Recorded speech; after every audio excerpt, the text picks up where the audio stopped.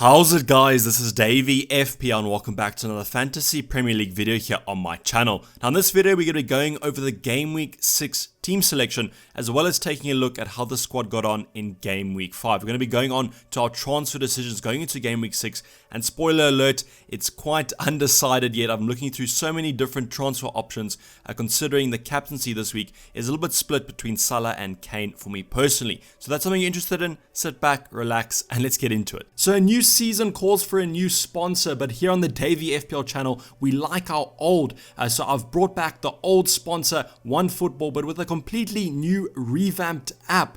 Yes, OneFootball has gone over a complete marketing revamp, new logo, new everything. I've checked it out, looks really good. They kind of took the old app but just made it better, so I'm really appreciative of that. If you want to go check them out, link down in the description below to go download the app. If you don't know who they are, they're the biggest app on iOS and Android, so go check them out. I personally use them so I can recommend them from a personal level. So this is how the squad got on in Game Week 5. We actually had a green arrow of about 1 million places. We went from 3.8k to about that 2.8 mark, so massive green arrow there. I think that was due to Son and Werner, so a lot of people sold Werner this week and we managed to keep the faith with him and he turned good with those 2 goals and 1 assist. Didn't captain him, however our captain Human Son did also return, which took us to a lovely 76 points total. Now those of you who used your wildcard, as we spoke about in that wildcard draft for this week, was a really good week to wildcard, mainly because those who wildcarded targeted Kane and Son, and you know how that went. Spurs absolutely dominated West Ham in that first 15 minutes, however went on to draw that game, which was quite a strange occurrence, but Kane and Son seem to be that perfect combo to own in FPL, and I can definitely see them getting some nice upcoming hauls with those lovely fixtures they have on the horizon. So starting off in goal we have Ramsdale. Now we spoke about Mitrovic and Ramsdale playing each other and how it was the best combination to have this week because Sheffield United haven't been doing well defensively, but at least if they conceded, hopefully Mitrovic would be on the receiving end of that FPL goal or assist. We literally had the worst possible turn of events in that game. Mitrovic gets a penalty, he misses it, it's not saved, therefore he gets minus points and Ramsdale doesn't get the penalty save points. So literally the worst thing that could possibly happen, and it happened to us, and then Mitrovic doesn't go on and score that Fulham goal, Lookman does, and Sheffield United end up conceding. So 3 points, he had some saves in there so he got an extra save point, but not really what we wanted and what we were expecting from this game, but sometimes in FPL that's just how we have to look. Now Sheffield United had some really tough upcoming fixtures. I think the next 3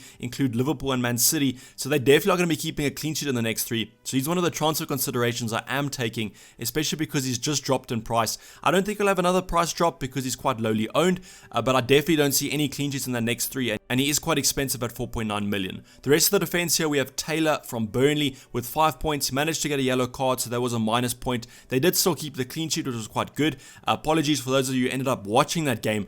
Burnley vs West Brom ended 0-0, but I was happy as a Burnley defensive owner. Then we have Coleman and Alexander-Arnold. Now I think most people would have predicted both teams to score in here because Liverpool's attack is pretty good and Everton have been on incredible form, and both teams defensively haven't been that great, but Coleman managed to pick up a hamstring injury I think within that first half, so he looks like he's going to be out for a couple of weeks, so he's also a transfer consideration out.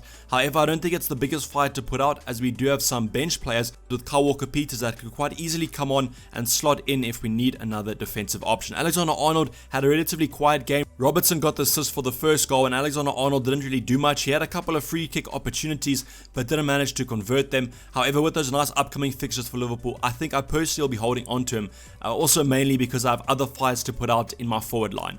The midfield department, we have Barnes, who managed to get 2 points. So I don't know what's really happened with Leicester. They've gone from playing good football and playing well at the start of the season to really taking a dip in form, and they basically can't beat anyone at the moment, which is really worried for Harvey Barnes because also with Jamie Vardy out, I don't really think there's that attacking threat for them anymore, and Harvey Barnes is really struggling. For a player that usually doesn't finish that well, he's not really getting those chances and he needs a lot of them to kind of get FPL points. So he's also a consideration out. There's actually quite a lot of positions here that you can see in the team that we are considering a transfer in, which is why we may take a hit going into Game Week 6. Podence actually had a pretty good game, I thought, for Wolves. Was subbed around that 60-minute mark. Now, a lot of Wolves fans are saying that he will keep his place next game week, which I do hope. I thought he was quite lively, getting a couple of shots. He just doesn't have the best shot, so a lot of them were quite a comfortable save for the keeper or straight at the keeper, but I do think he has the potential to be quite a good player, and I'm just hoping that he keeps his place. Then we have Human Son with 13 points, double to 26.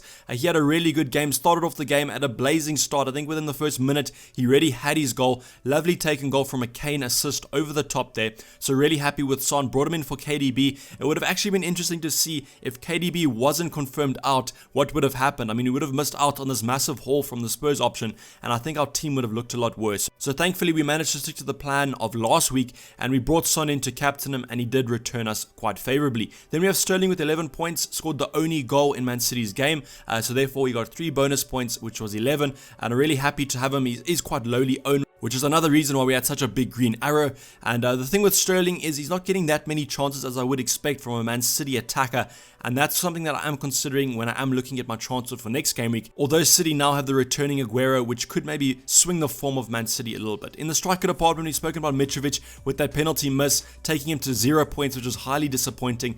I don't really know what to do with Mitrovic because he is getting those stats and those shots on target, but he's simply just not getting those points. He has 2 nice upcoming home fixtures, which might just force us to keep him in the squad and see how he does. Timo Werner, we spoke about him, had a really good game there against Southampton. I was really happy to see Timo Werner at that striker position because I think from an FPL option, him centrally equals more FPL points. So hopefully he starts there, and with the Ziyech and Pulisic coming back, hopefully that equals some more attacking returns for Timo Werner. Then Raul Jimenez got a very lucky goal against Leeds, a nice deflected goal, 2 bonus points as well, which took him to 8 points. I was just kind of happy that he returned in the end because a lot of people took him out, but I am considering myself a really lucky FPL manager because he definitely didn't really deserve to be on the score sheet there with that deflected shot. On the bench, nothing much to talk about. Walker Peters and Basuma both getting 1 point, and then Ferguson, and we know the story about Ferguson. He's not going to start for a while, seems to be quite a long-term injury, so I really regret having him in that 3rd position on the bench. But let's get on and look at some transfer decisions going into game week 6.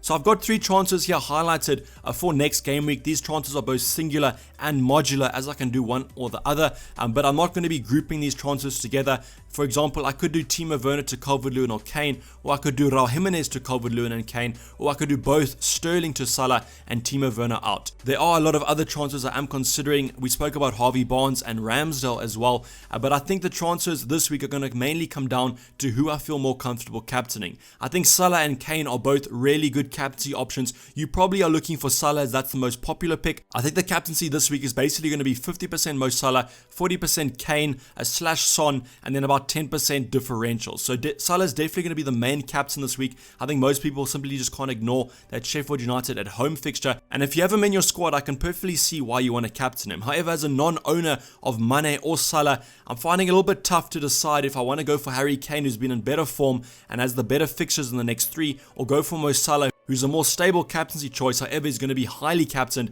and Kane might be a little bit more of a differential. One of the transfer considerations I have been thinking about is taking Timo Werner down to Calvert-Lewin, upgrading Harvey Barnes to Salah, and then I'll need some extra cash there because of the price rises, so I'll take Ramsdale down to Martinez. That is a transfer that I have the exact money for, so if price rises do occur tonight, I will have to make that move before tonight. So just keep your eyes on that. Stay tuned to my Twitter at DayvyFPL for all the confirmed transfer news. I am, however, a little bit undecided, as I said, and there's so many transfer combinations that I am going through. I think I'm confusing myself a little bit. So hopefully tonight, after that Spurs game in the Europa League, we can come out and see if there were any injuries, and then we can decide our transfers, because I think there are going to be some price rises happening tonight. So this is how the squad is looking up with no transfers going into game week 6. I'll just be going over each team briefly because I think with those transfers, we're going to change this team quite a lot, especially our captaincy. So currently the captaincy is on Sterling. I don't think it's the worst captaincy decision in the world. They are playing West Ham, and in the previous 2 games, I think Man City have scored 9 goals against West Ham.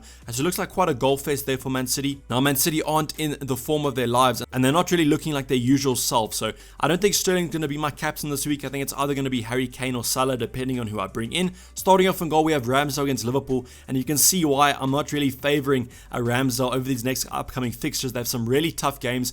Taylor against Spurs, Walker Peters has Everton, and then Alexander-Arnold has Sheffield United. So Alexander-Arnold definitely with that best fixture out of our defence, and I'm not really expecting too many returns from Walker Peters and Taylor. Maybe an attacking return would be quite nice. Then in the midfield department, we have Harvey Barnes against Arsenal. Now he could still get something out of this game. It depends how Leicester set up, and I really hope that Jamie Vardy is back for this one, as I think that increases the overall threat of Leicester's attack, and therefore Harvey Barnes. Podence and Raul Jimenez of Newcastle. Newcastle defensively have not been good this season, so I'm really hoping if I do keep Podence and Raul Jimenez, that they end up getting some returns, as they should be. This is a home game for them against an easier opposition, and Wolves overall haven't been playing that well, so this is a great game for them to kind of bounce back. We have Son against Burnley. Now, Burnley's a little bit of a tough one to predict because defensively they got a clean sheet last week against West Brom, but Spurs are just in the form of their lives, and they look like they're going to be scoring definitely in this one, if not a couple. So Son still looks like a good option, and especially if you want to consider maybe more of a differential captain, you can go for Son. And then we have Mitrovic in that forward line. He has Crystal Palace at home this week, and then West Brom at home next game week. So 2 nice home fixtures for him. I think he could do some damage in this one, and if I do manage to keep hold of him,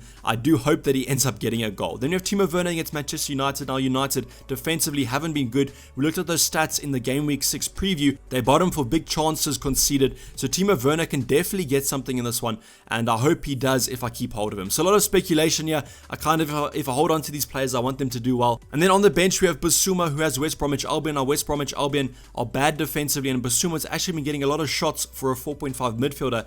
So if he has to come off the bench, I'm not too worried. Coleman has the injury, and so does Ferguson, so they're not going to be starting. So this is basically going to wrap up the video, guys. Hopefully you did enjoy it. Please don't forget to like it if you did, and subscribe if you have not subscribed yet. One thing to note about Game Week 6 is the deadline is tomorrow night, so Friday night. So get those teams and those transfers in before then, so that you don't forget. I'll be checking you guys on my Twitter for those confirmed transfers that we are going to be making this week at Dayvy FPL. I'm going to be signing off. This has been Dayvy FPL, and I'm out. Cheers. Bye.